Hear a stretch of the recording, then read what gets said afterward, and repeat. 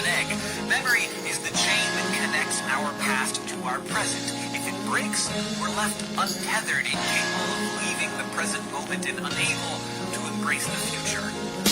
Remember when there were no MP3s but CDs? Didn't care about germs, no concern of disease. Street lights came on, we high-fived and we leave. Back in the days it wasn't so hard to believe that I would wake up as the Black Power Ranger, never scared of danger. Snapping my fingers to the beat of my drum, became addicted to fun. We would fight with our hands, never needed a gun. We would gladly chill in the house, play mom and daddy. The greatest feeling was when nobody could ever tag me. So happy, not being the last to be chosen, to run to the candy lady to buy us a Frozen.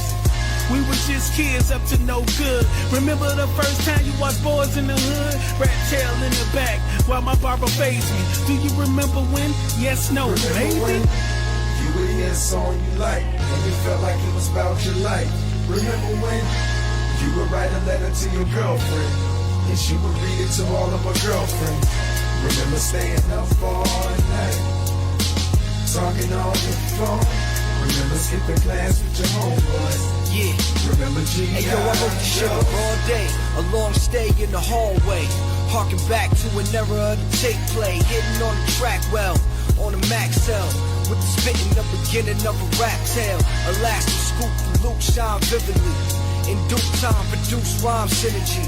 And for the longest caught the blinking of the torment. Till England of performance, still thinking of us dormant. And so it be, who hold close and kept dear. Were left there, won't know folks by next year. For ties cut, invest shares, perplex peers. Rise up, reflect fear, for hex snares. The rest cheer, know we did it for a purpose. Poem of a kid who never did scratch surface. Until we own it, respect the craft for proponents. Cause it ain't over till the soul. Remember what? You would hear a song you liked and it felt like it was about your life. Remember when you would write a letter to your girlfriend and she would read it to all of her girlfriends. Remember staying up all night, talking on the phone. Remember skipping class with your homeboys. Remember G.I. Joe. I used to play Mortal Kombat with Matthew. I swore he used to cheat. I swear I could never beat him. Those sound with jawbreakers, I swear I could never beat him. Baddest chick in the school, I swear I could never meet her. Until I wrote her a letter telling her I'm a singer.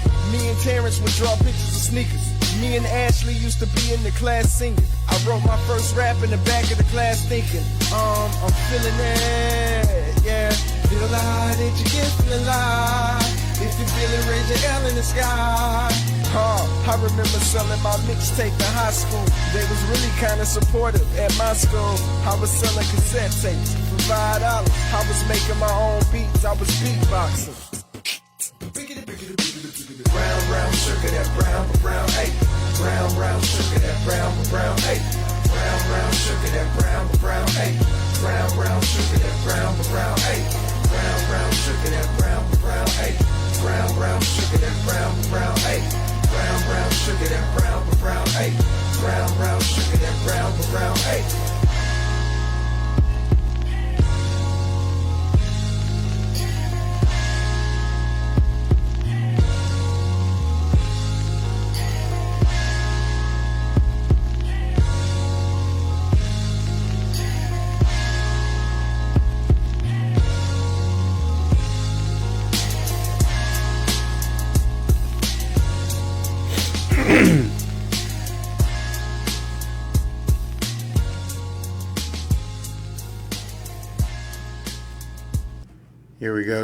Here we go. And let me go ahead and check the levels here. And I've got good audio, maybe a little bit hot, a little back off here. Let me turn down my headphones so I'm not killing myself. And we are live, broadcasting from the underground bunker here in South Florida. The quarantined South Florida down here where we can't leave the home unless we work for an essential business. Luckily, I work for essential businesses. Right now, we're not allowed to enter into phase one that Governor DeSantis put out. You guys know that by now. We're the ones who have to wait. Broward, Palm Beach, and Dade County are all in a holding phase at this point. We're not allowed to get out there and begin working, enjoying life yet, but that's okay. that is okay. In case you don't know who I am, let me just pop that up again. Boom, it worked. Let's see. Did it work? It worked. Okay, so I'm going to do that again because I don't think it went out there enough for me. Boom. My name is Barry Cunningham, and every weekday at 7:30, I'm here talking about things in South Florida. It's not what I prefer to be doing. I prefer to be giving away concert tickets. I prefer to be giving out gas cards. I prefer to be sending people to dinner. That's the kind of fun stuff we're going to be doing. So right now we're trying to do some different things until we get to the point where we open up again. It shouldn't be too much longer, but I'm telling you, you're going to have some fun here like you've never had on a podcast or a Facebook show or YouTube Live, because eventually we're going to broadcast on both platforms. We're also going to do some stuff on Twitter. We're going to do some stuff on LinkedIn. But right now we're just honing the craft, getting ready, getting everything set here on Facebook Live. It's been fun. It's definitely been a learning experience. As you just saw, my graphic kind of crapped out, so I had to hit the button twice. But we're learning, we're progressing, and we're getting better every single day. I even got a button-down shirt today. Scary. I've got a button-down shirt because today I'm talking about some business. I mean some serious business. If you've been following along with the last couple of days, I've been telling you about getting ready to get busy once all the restrictions are lifted. It's going to be an absolute gold mine for some of us who are looking to seize the opportunity that's before us. So I don't have a whole lot to go through on screen with different things because I got a jam-packed show. I mean, it's 7:39 right now. I'm hoping I'm done by 8:15. I've got so much for you.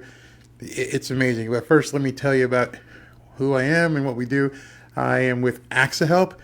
We are an attorney and medical referral business. If you get into a car accident, if you get into a slip and fall or workman's comp, and you need medical treatment, and you need medical treatment that may not have a cost up front to you, then if you need to have an attorney who's going to fight for what you deserve and get you the money and hopefully the settlement that you're entitled to, and at least they'll be fighting the insurance companies on your behalf.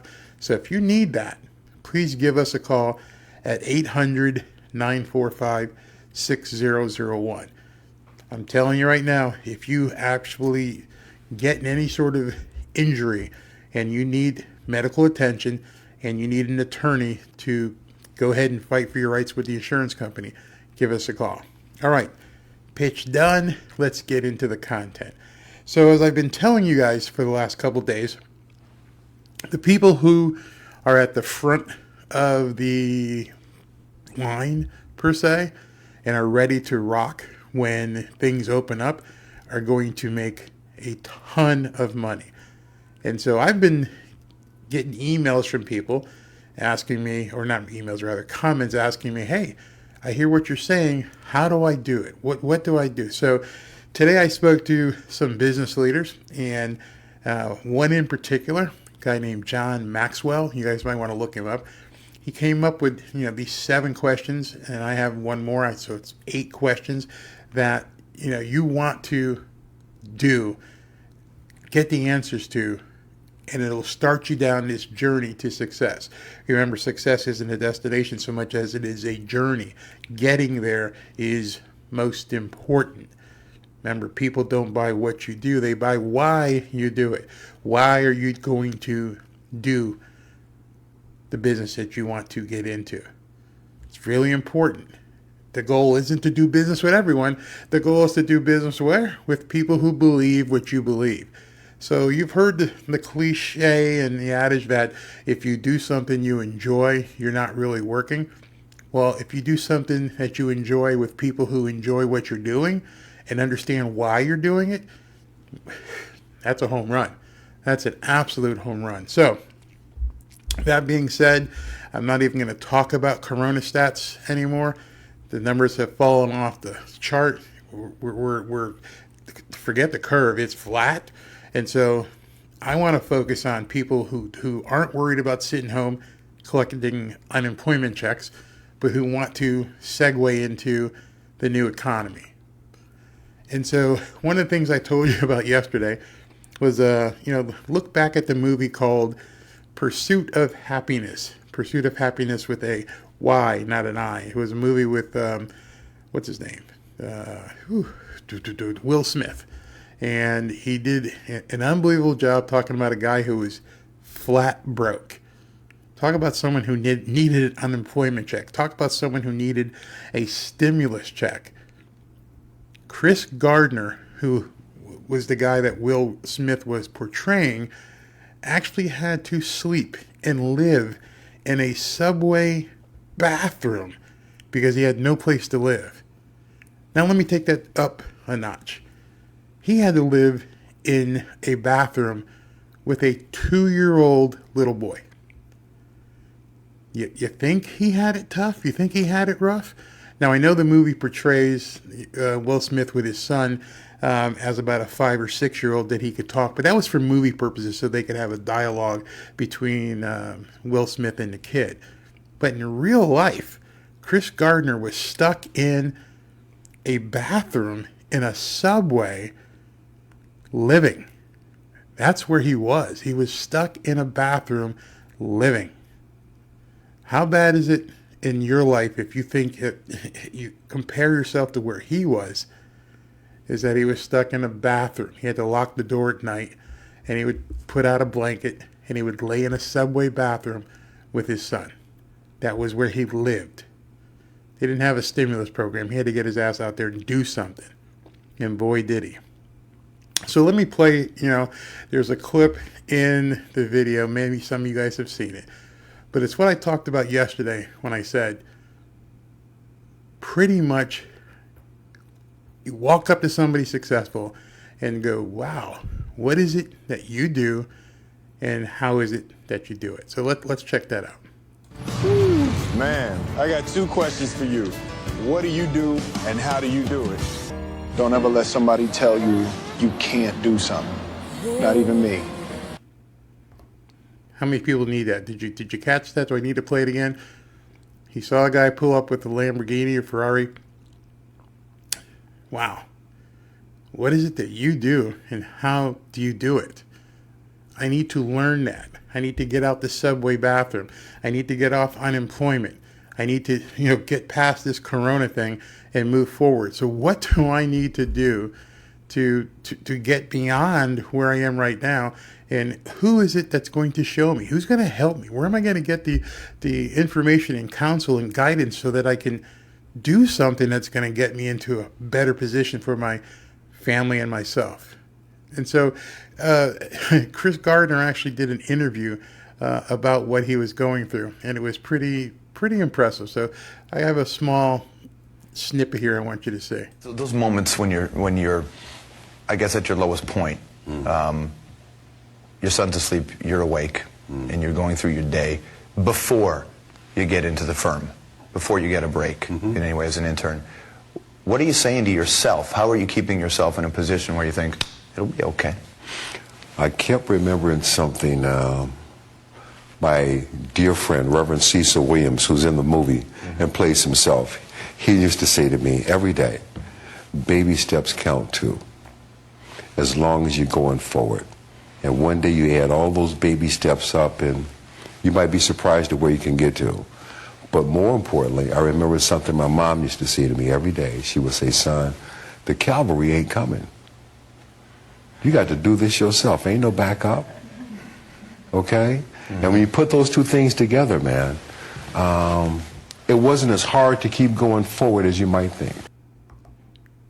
The cavalry isn't coming. Stop waiting for somebody else to do it.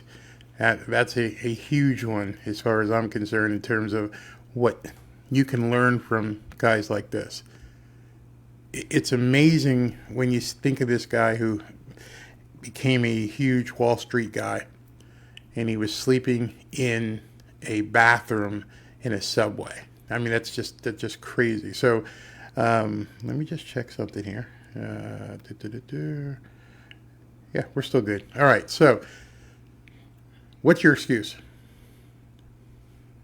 Not saying that you have one, But if you do, or you know people, or you have a son, a daughter, a brother, a sister who's just waiting on the government check to come in, and that's, whoo, I got $1,200. I got $1,200. That's not living. That's waiting for the cavalry. That's not taking those baby steps, as Chris called them, and moving further and further towards that successful destination. So today I was, talking and listening to something that John Maxwell said, and he outlined these 8 questions. Actually, he said 7. I just added one. And he asked these 7 questions. He's like, what do you do if you want to learn where to go? Where do you take that next step? And one of the things he had said was, take someone, or even try to take someone out to lunch who's successful. Your boss, your friend's boss, someone you know has made it to a degree of success that's a couple levels above you. Just level up. And then ask them these questions. Take them out. And if you can't right now, we're stuck at home, give them a call. Talk to them. Don't send an email. Talk to them. And you'll be amazed how much people will respond to this. So here's the first question I want you to ask them. What is the greatest lesson you've ever learned? Pretty simple. Easy question, but you're going to get so much from this. What is the greatest lesson you have ever learned? And then shut up and let them talk. And if you can, take notes. If you can't, take mental notes and listen to the answer. What is the greatest lesson you ever learned? Well, for me, and I'll share this with you, I learned I would survive. Greatest lesson I've ever learned. I've had hardships. My parents went through a divorce when I was a little boy. I was playing football and lost my dream because my knee blew out. I got married, got divorced, lost custody of my daughter, and everything subsequent to that became a measured analysis. Is the pain I feel any worse than saying goodbye to your child? And nothing has come close. So the greatest lesson I ever learned is whatever is in front of you, whatever is the obstacle you're facing at the time, is not going to stop you. It is not going to impede your ability to move forward and succeed.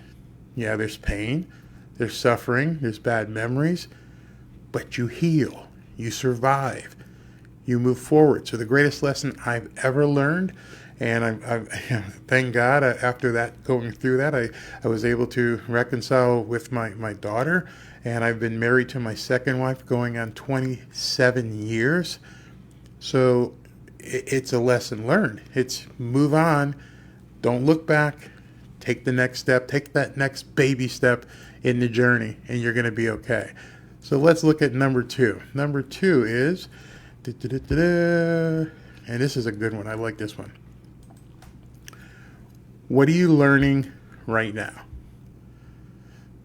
And it's kind of a trick question, because if somebody can't answer this or some of the other questions, it's not someone you want to be talking to. You need to be learning every single day. It doesn't stop. I'm telling you right now, it doesn't stop. I've talked to you about creating this stuff here behind me. I've talked to you about how we're, basically put a studio together in the last 14 days, the lighting, the camera, the microphone, the cabling, the software, the broadcast deck. None of this is anything that I had before 14 days ago. It's all new. It's all what I've had to learn. So every day when people ask me, what are you learning right now? I'm learning how to be a broadcaster. I am learning how to do live broadcasts on Facebook, YouTube, Twitter, and LinkedIn. I'm learning something new at my age every single day. I'm still fiddling around with the sound, making sure it's good. It's not where I want it, so I've got to learn how to modulate certain settings. I've learned that I'm not in love with a webcam, that I have to learn how to put a DSLR in place so that the depth of field behind me and what you see turns out better. I've learned I need to lose some weight if I'm going to be on camera. I'm learning every single day. And whoever you talk to needs to be learning as well. And so you go to number 3. How has failure shaped your life? Anybody successful who tells you that they have not failed is lying to you. Straight up. There's not many people out there who hit home runs on their first shot. It just doesn't happen. There's too much to learn. There's too many ways to fail. And so, how has failure shaped your life? So it may be something personal, like my first divorce. My only divorce, by the way. Ain't going to happen again. Different businesses. What's worked? What hasn't worked?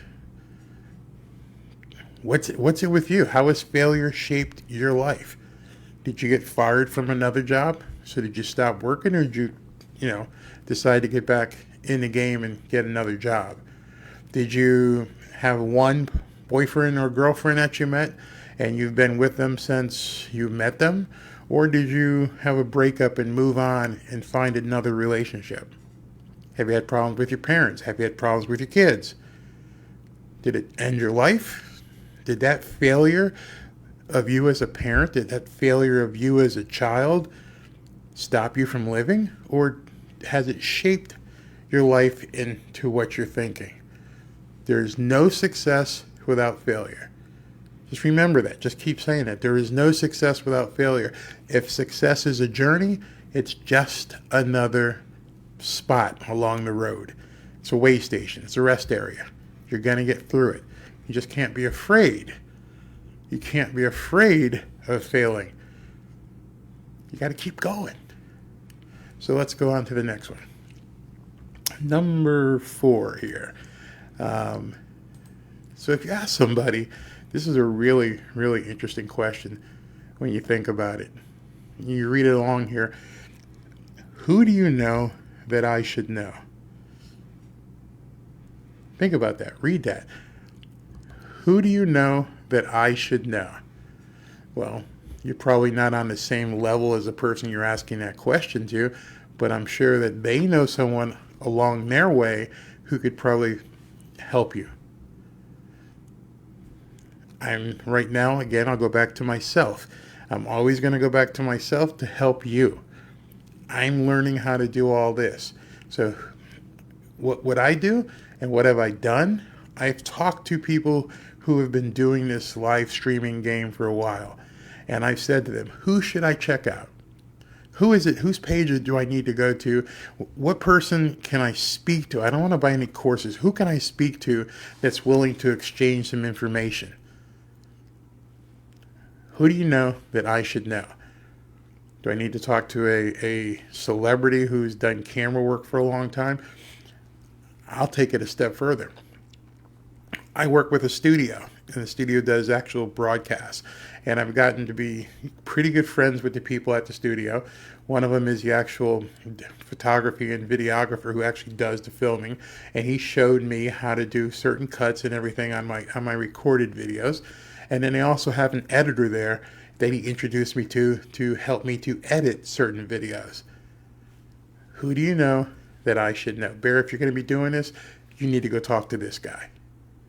If you go talk to this guy, he's going to help you get to the next step. And most importantly, he's going to help you get there faster.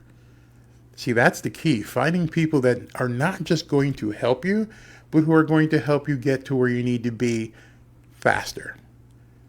And I mean more efficiently, better, more experienced, but still faster.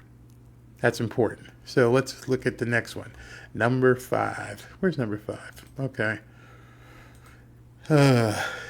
This one is kind of scary for a lot of people, and I even have a problem with it. I can't lie.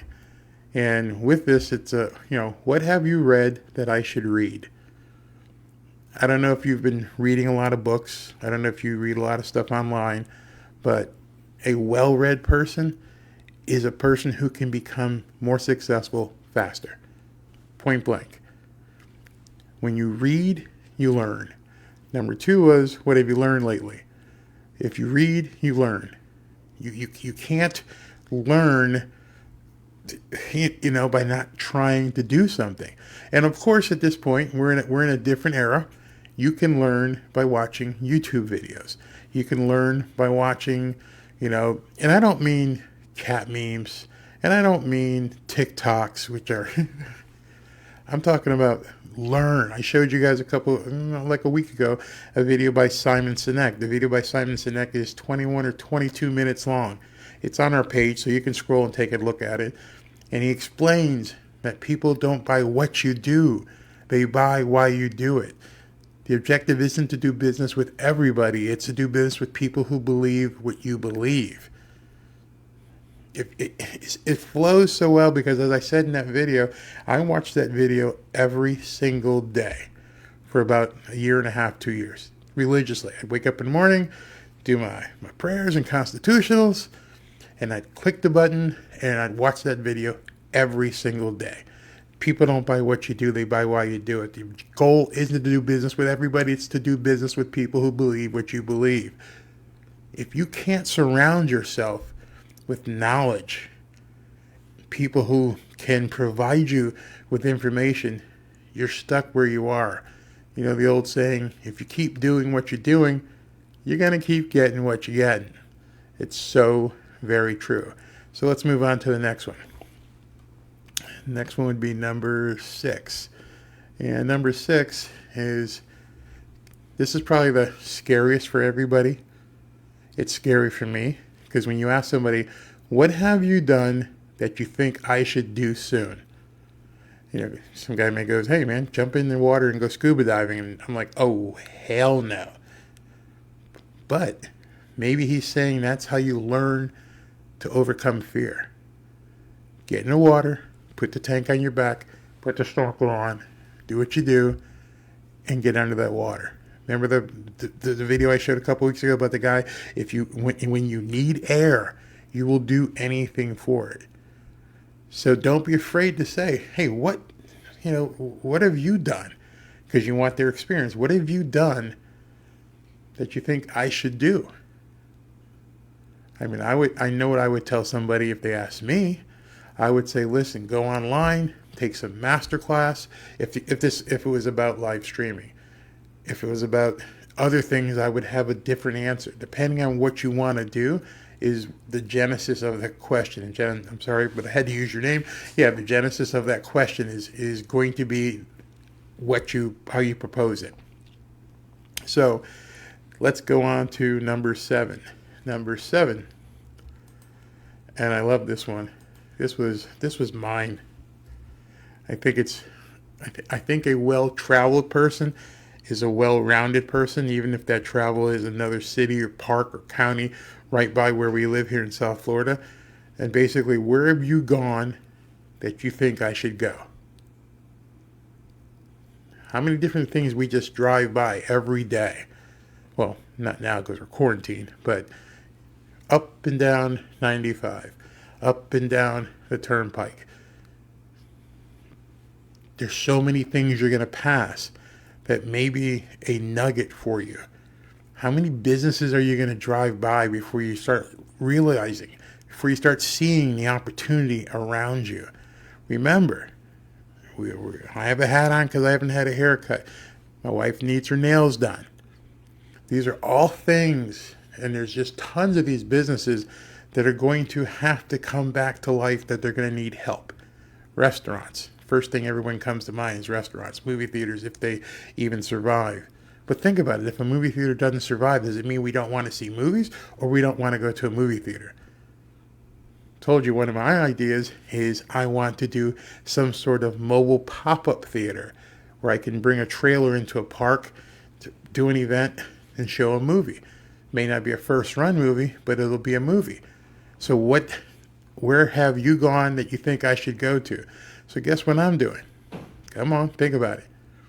I'm going around through South Florida and looking at drive-in movie theaters, the ones that are still surviving. Everybody knows about the swap shop, but there are so many others.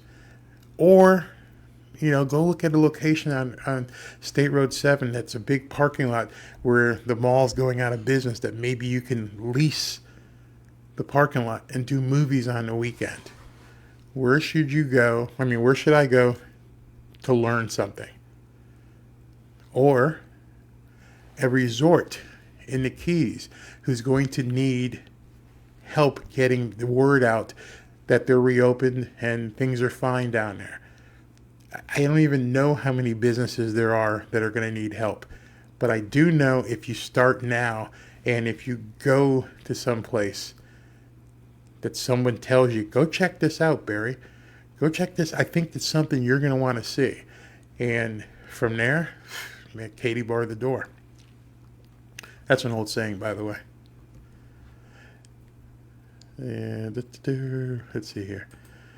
And number 8. This is the payoff. This is the most important question you have to ask someone. If someone is willing to meet you, if someone is willing to take the time out of their busy day, remember, they're successful. You're not calling one of your friends and asking this question. You're trying to get some time with somebody who really has it going on. Somebody you can say, how do you do it and what do you do? Someone who's driving the Ferrari, the Benzos, the Lamborghinis. People who got money. Means they made it somehow. And I'm not talking about some trust fund kid. I mean someone that you see, someone that, maybe your lawyer knows, and if you don't have a lawyer, maybe someone your doctor knows, maybe your doctor. But the question you have to ask them after they've spent the time having lunch with you, having coffee with you, meeting you in a park, this question right here: what can I do to add value to you or someone you know? It's the payback. In order to show someone you're willing to provide value to them, you want to take them to the next level. You want to take someone they know to the next level. That's a question you have to ask. Remember, as we get ready to close here, remember, I've said this a number of times. The amount of money someone is willing to pay you, whether it's a client or a paycheck, is in direct proportion to the amount of confidence that they have in your ability to get them the results that they desire. I'm not going to waste my time trying to train somebody unless they can also add value, not to me. I'm doing it, with a pure altruistic heart. But what I expect someone to do is go out and pay it forward. That's the value someone would give me. Somebody asks me and they say, can you train me and show me how to do this? I'm not asking them for a check. I'm not asking them for anything. I don't want you to buy my course or buy a book. No. What I am going to say is find somebody or talk to this person who now needs to take a similar journey as you and make their life better. Let's read that again. The amount of money someone is willing to pay you will be in direct proportion to the amount of confidence they have in your ability to get them what they desire. If you can't provide somebody else with value, then you're in the wrong game, and you do need to be on unemployment. If you can't show somebody that you have something to offer, if you can't give of yourself, you're not going to get anything either. Especially now, especially in this social, digital economy life that we're living right now, where people know that people need help. And that's why I'm doing what I'm doing. Yeah, I work with ACCIHELP, and we help people in car accidents, and we do make money if somebody gets in a car accident and the attorney ends up settling with the insurance company. Sure, but that's not me. What I'm all about is helping somebody else. So when we get back to living here and doing all the stuff that we're going to be doing, Well, like I said, we're going to be doing concert tickets. We're going to be doing restaurants, meals, giving people dinners, hotel room stays. Go down to the Hard Rock on us. Everything that we can do to add value to somebody else. Because when you add value to somebody else, they remember that. And it's not like it's a chit. I'm not looking for someone to pay it back, but you remember it. Right now, I'm gonna before I close, I want to say something. I bet you remember every single person you owe money to. That's a tough one, isn't it? You don't forget, even if you don't pay it back, you remember every single person you owe money to. Why is that? Just think about that for a second. Why is it that you remember borrowing $20 from your friend, borrowing $50 from your parents? Why do you remember that? Because you didn't give them any value. You didn't provide them with anything else. Because if you provided them with value, you wouldn't have to feel the way you do about owing them money. And they would probably never ask you for it. They probably never ask you for it anyway. So, in closing here, I want to take those 8 questions, and I'll leave this video up, obviously, but try it. Don't take my word for it. Ask somebody, can I go to lunch with you? Can I sit down at a park with you once we reopen and stuff? Can I speak to you? No emails. This is a person-to-person thing. Wear your mask if you have to. Take notes. Ask them those 8 questions. So let's go through those questions real quick here. Again, in case you forgot what they are. Number 1, what is the greatest lesson you ever learned? Number 2, what are you learning right now? Number 3, how has failure shaped your life? Number 4, what do you know that I should know? Number 5, what have you read that I should read?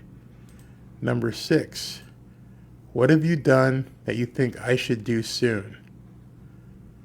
Number 7, where have you gone that you think I should go to soon?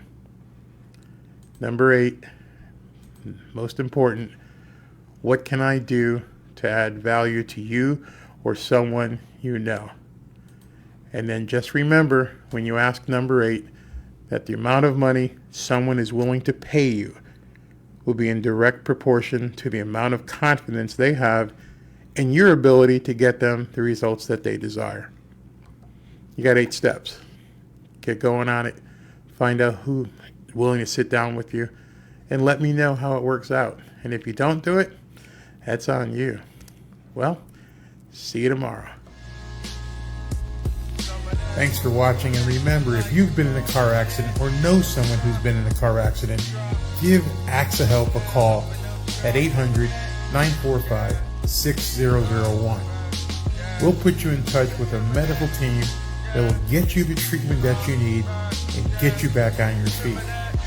And we'll connect you with some of the most experienced and aggressive attorneys in the market that can fight for your rights with the insurance company and get you the compensation that you deserve. Call ACCIHELP at 800-945-6001. Have a good evening, and we'll see you back here tomorrow night at 7:30. Didn't care about germs, no concern of disease. Street lights came on, we high-fived and we leave. Back in the days, it wasn't so hard to believe that I would wake up as the Black Power Ranger, never scared of danger, snapping my fingers to the